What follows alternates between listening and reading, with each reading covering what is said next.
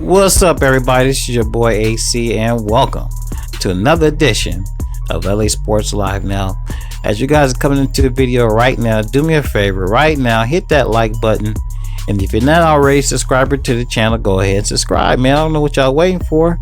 Help a brother out. Hit that subscribe button and make sure you hit that notification bell so you get notified every day when I drop a video here on YouTube. Now, let's get down to business. Now, this is the one of the days, not the day, but one of the days us Laker fans have been looking forward to. Another day we can mark off the calendar, Media Day. So, general manager Rob Pelinka and head coach Frank Vogel, they kicked off the Media Day. Rob touched on, how they were happy how their summer turned out with all their acquisitions and, of course, the trade for AD. And, they're ready, to move forward and start the season. And of course, head coach Frank Vogel kind of echoed the same things. The team is ready to go.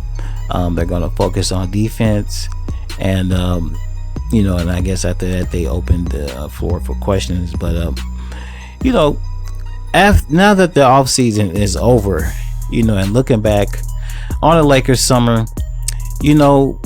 at the beginning of summer, the Laker organization from top to bottom, where there had been Jeannie Buss, Rob Pelinka, and even the Rambis, Linda, and Kurt, man, they got a lot of criticism from the media, and a lot of people said that they would not be able to get certain things done, and that they were front office in the league. And man, the Lakers as an organization made all these people look stupid as hell, and I'm glad, and they proved a lot of people wrong. But anyway, look, let's talk about the guys you see there in the picture, AD and LeBron. Now, of course, AD had his little sit down talk with the media, and the more and more I hear about AD, I'm starting to like him, because the young man is mature, he's focused, he knows what he wants to do.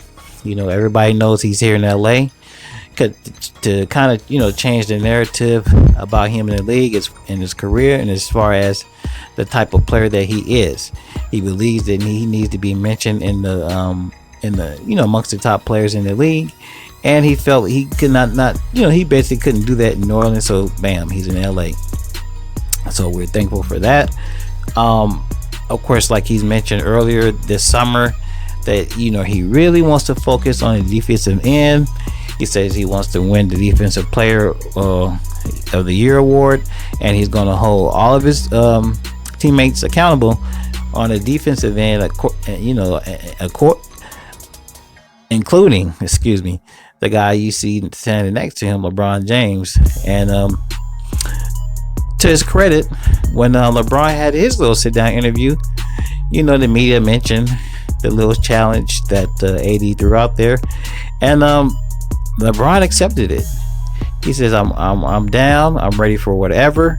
And of course, you guys know that there's been a lot of talking this summer about the Lakers, like I said before, but the one person that we really haven't heard too much from is LeBron himself.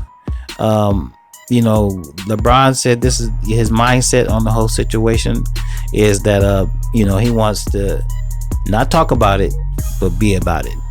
So I don't care what nobody says about the man LeBron James. I don't like to be cussing on here, but that dude looks damn serious, and he's not bullshitting. So I think the league better look out for LeBron James this season. I feel he's determined, and he's ready to get his crown back.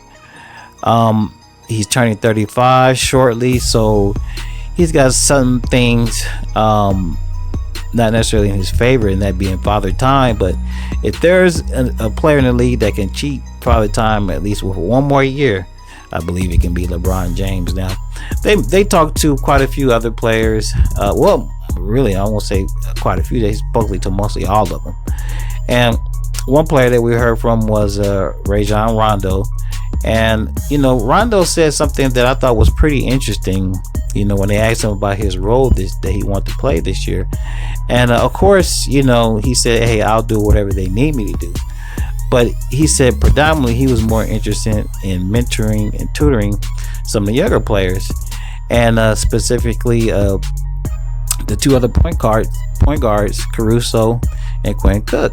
And me personally, I know Rondo is a great mind and a great player, but look, those other two guys, those are ones that need to be logging most of the minutes at point guard, not Rondo, because of his age. You know, his defense is not that great.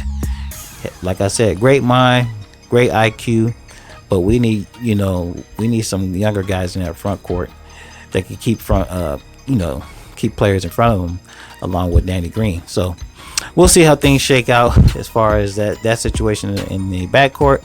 But I was happy to hear that.